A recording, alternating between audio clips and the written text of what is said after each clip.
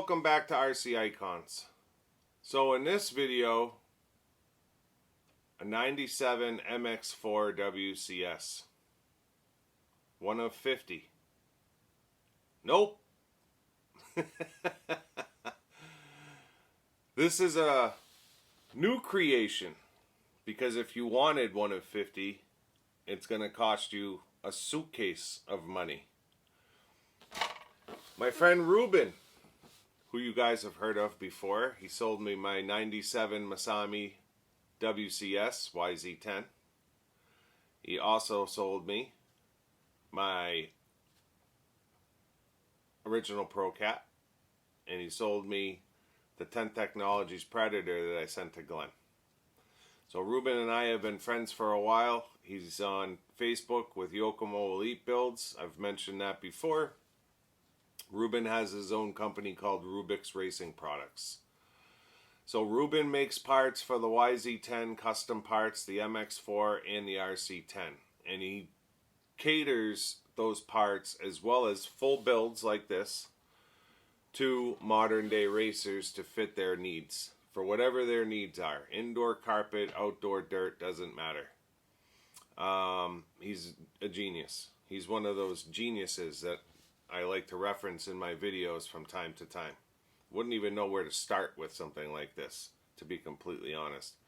But Ruben has pulled off the MX4 Prototype, which is very different from what we know as the MX4 car that Yokomo produced and sold back in 1998. Very, very different.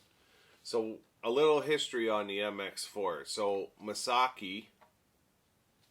Masami's father, designed this prototype car as a new development coming off of the heels of the YZ10, right? The YZ10 had been around 87 essentially to 97, and they wanted something different for the 97 Worlds, and the MX4 was it. So Rubrix Racing Products embarked on a journey to reproduce the last winning four-wheel drive buggy at the hands of Maasaki Hirosaka, the Yokomo MX4 97 Worlds Prototype. The secret weapon was designed and engineered by the man himself, and it is far from the MX4 box kit that Yokomo released back in 1998. For this project, to get started, Ruben used one of 50 97 Worlds MX4 chassis that were built by Maasaki when he made the 50 kits available back in Japan. Now back then they were 150,000 yen. There was a lot of lost interest in the build, considering that the public ended up with a very different kit in the MX4 versus the Worlds. It spiked a big interest for RRP to initiate the project of reconstructing the 97 Worlds MX4. Because before Ruben started doing this, you would have to spend a suitcase of money on an original if you wanted one. It's not like you can buy an MX4 and turn it into one. That's what Ruben kind of did. I'll put a picture up of what the one of 50 original MX4 prototype kits look like.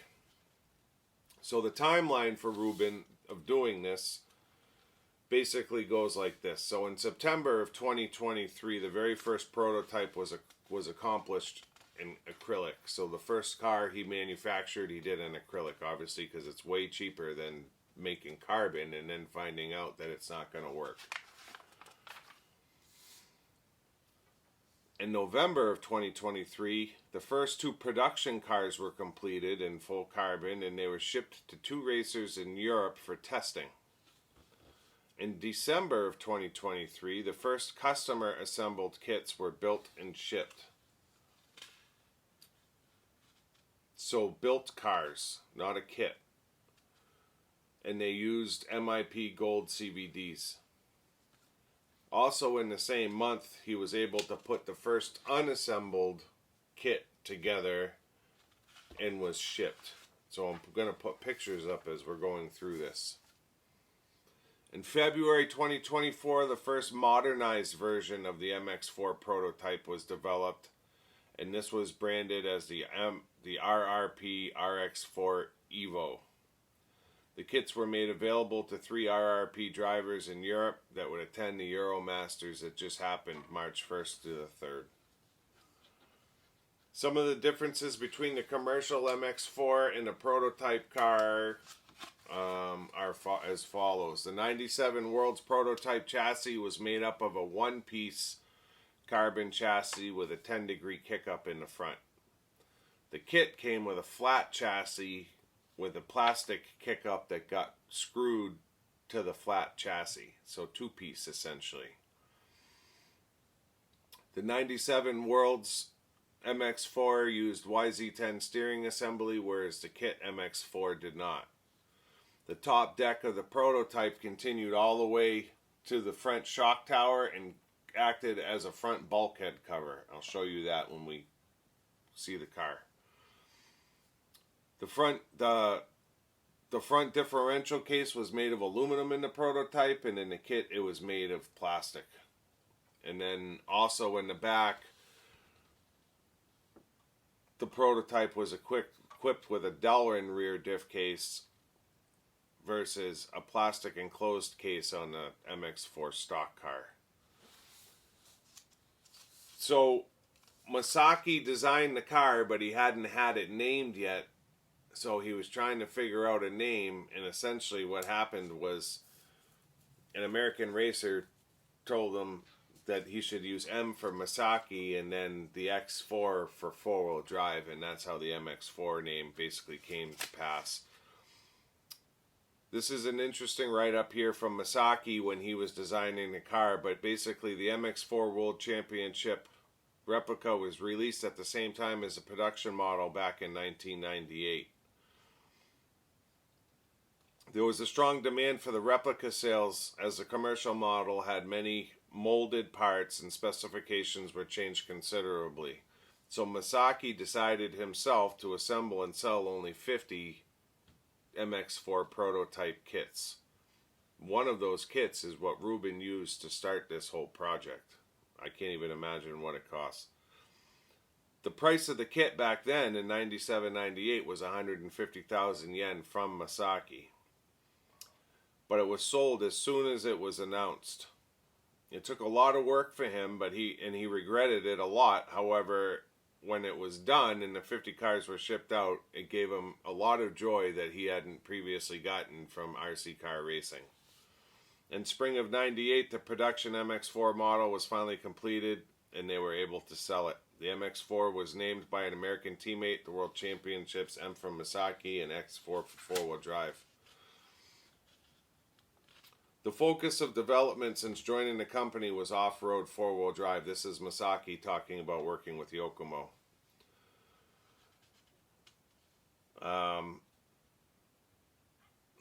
Off-road four-wheel drive was able to win. However, the basic parts of the YZ10 did not change much, and we thought it was about to reach its limit. So we wanted to develop a new machine that would be completely renew everything. So basically in 97, 95, they decided that, you know, the YZ10's been around for a while and it's going to become outdated, and it was time for a new rig, and that's the MX4. After the World Championships in Japan of 95, the company finally gave permission for new development.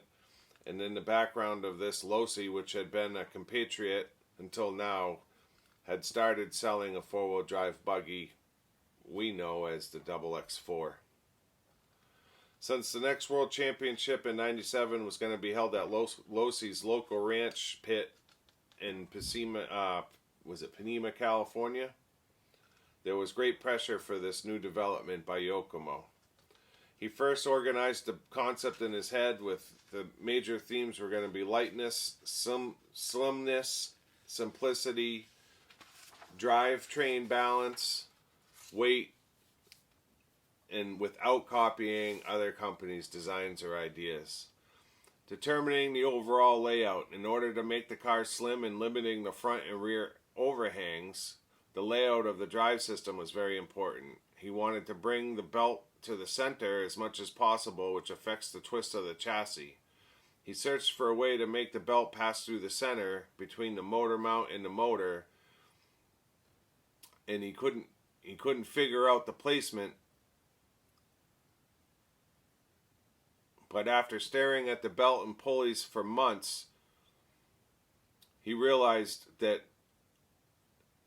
he couldn't place it in a desired position. However, this method solved his frustration at once. First, the belt could be placed almost in the center of the rear and front and could be offset by about 5 millimeters, and the motor could be quite close to the center as well. He's saying that he thinks that the greatest discovery of the MX4, that's the greatest discovery of the MX4 because it brings it with several other advantages. The main chassis could be narrowed, and the arms could be lengthened along with the CVDs. The lengthened arms would help with jump and shock absorption, which was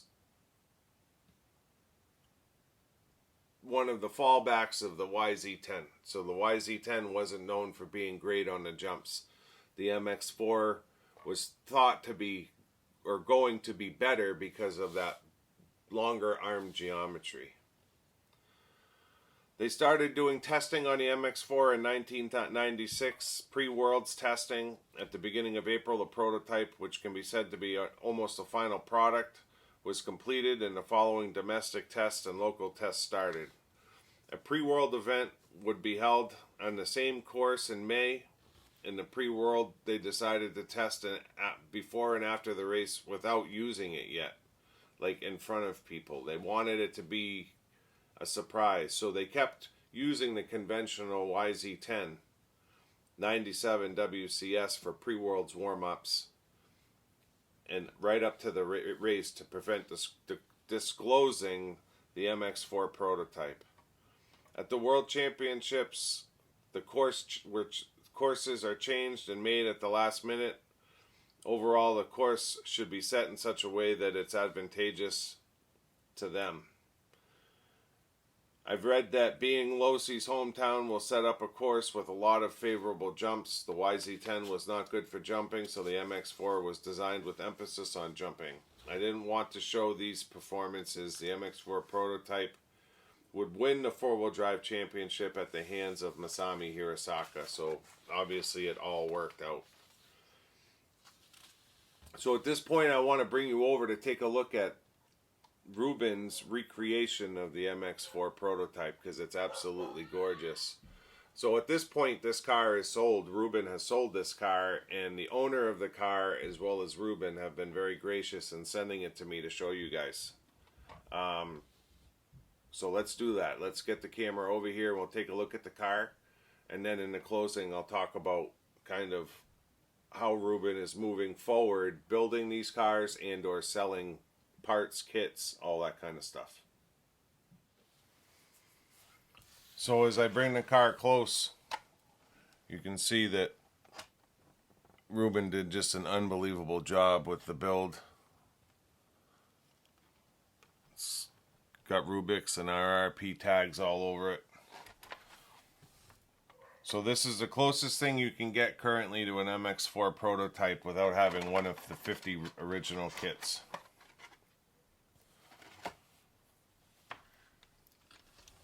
So when you look at all the carbon work, it's absolutely just gorgeous.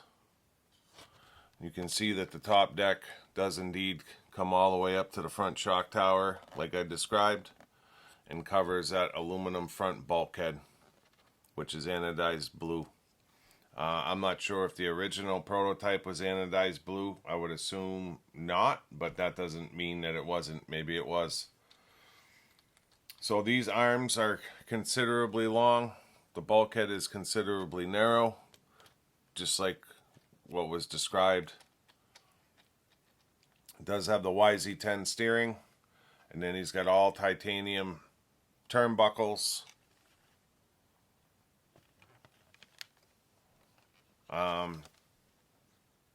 The belt is 5 millimeters, off center. You can see it literally runs right underneath that top plate, 5 millimeters to the right of that whole center bulkhead, which is adjustable for making it stiffer or having more flex depending on the track conditions. This thing is an absolute work of art. It's insane. All titanium screws. It's got the ribbed Yokomo tires with the speed disc decals in the middle, and then from 97 up they went to the 6 lug hexes. I believe that started in 97 because my 97 WCS has the same hub style. YZ10 WCS. You can see in the back, looks like white Delrin molded rear diff, polycarbonate cover, so that you can see that whole rear diff setup. And then I'm not sure whose CVDs he used in this particular build, if they're Yokomo CVDs or if they are, I know the first one he built he used MIP. I'm not sure who he used in this one. And this car is absolutely just smooth as silk. It does have the one-way in it. I mean, he is literally like reproducing history here by doing this. And it's absolutely insane because this has gotten to the point now where he's producing almost this entire car. So the motor mount, the wing brackets, the shock tower, what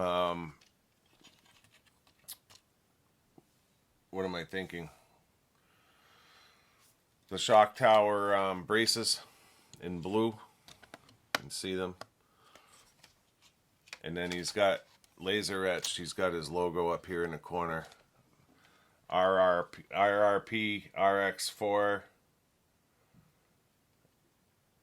Looks like FEO3.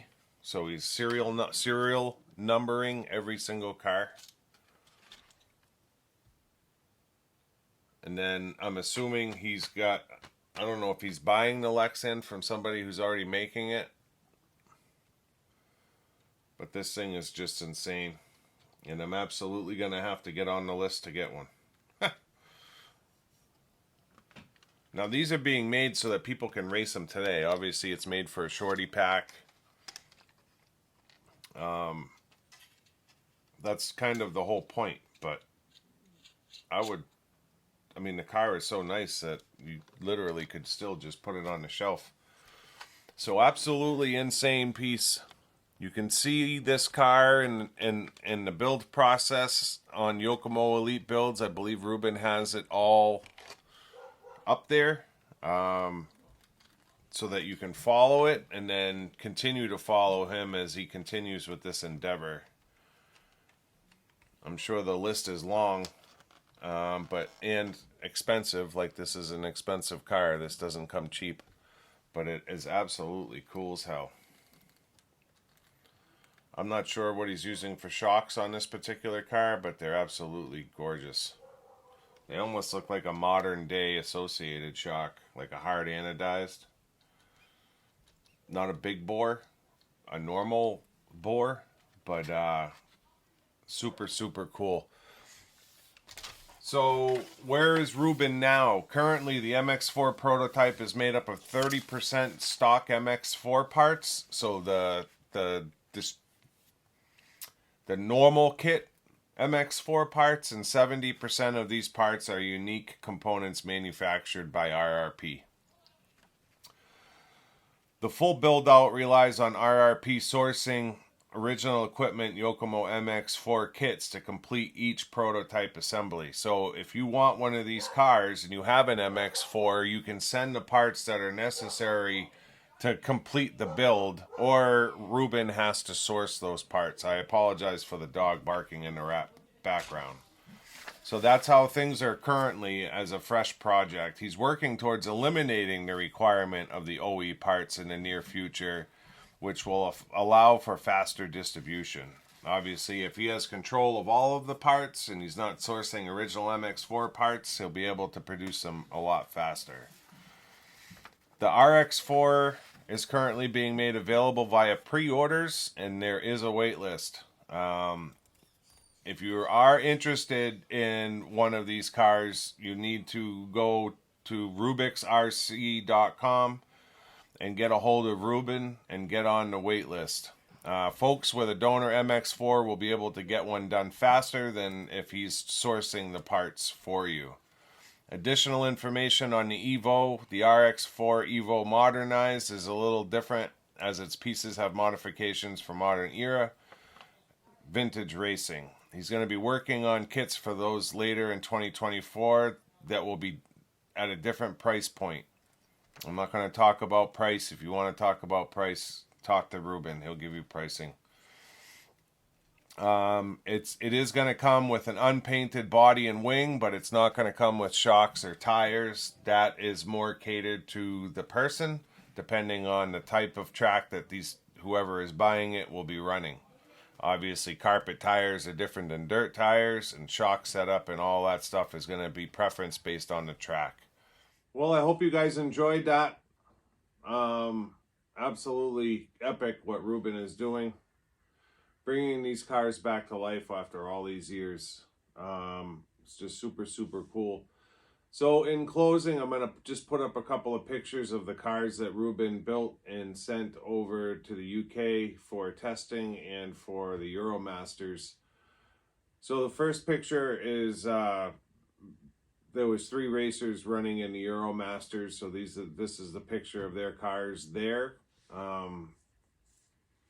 Just happened between March 1st and 3rd, and the RX4 Evo was essentially debuted there. And then this last picture is a picture of Craig Drescher holding Rick Greenwood's Rubrix RX4 Evo at the British Off-Road Grand Prix. Craig was one of the drivers that drove the original 97 MX4 Worlds back in the day. So for him to be able to see this recreation and hold it was probably very special to him and brought back a lot of great memories. So I thank Ruben and the owner of the car, who is to remain nameless, for letting me take this for a few days. I'm going to get it all packaged back up in the same packaging that Ruben sent it to me, and we're going to get it off to its new home. So I thank you guys for letting me do this. If you're not already a subscriber, I'd ask you to consider subscribing to support the channel. We do have another RRP car coming. This one's going to be of the RC10 flavor. So if you're not already subscribed, make sure you subscribe and turn on all your notifications so you don't miss the next one. Other than that, let me know in the comments what you think. Let Ruben know in the comments what you think. Obviously, I'm pretty sure he'll be reading the comments as well. But if it's not for people like him that take it upon themselves to take on a project of this caliber, these cars just won't be available to us, right? I mean, it's kind of like RC10 trick bits with the YZ10 that they did. They take a vintage car and they rebuild it, so to speak, for modern day conditions, which is just absolutely cool. Ruben, you did one hell of a job to be able to have this firsthand in my hands. It's absolutely stunning. Other than that, thumbs up, thumbs down, and until next time, we'll see you soon. Thanks.